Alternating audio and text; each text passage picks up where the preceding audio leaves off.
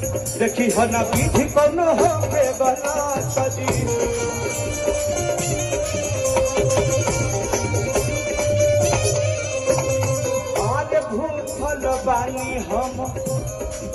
अरे छठी के बरात जी देखी हो ना विधि कोनो हो के गला सजी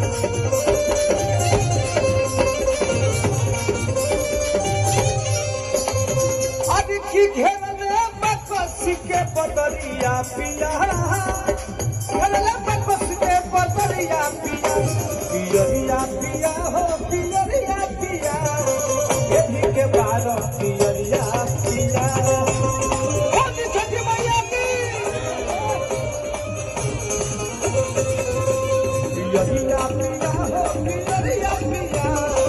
एही के बारो पियरिया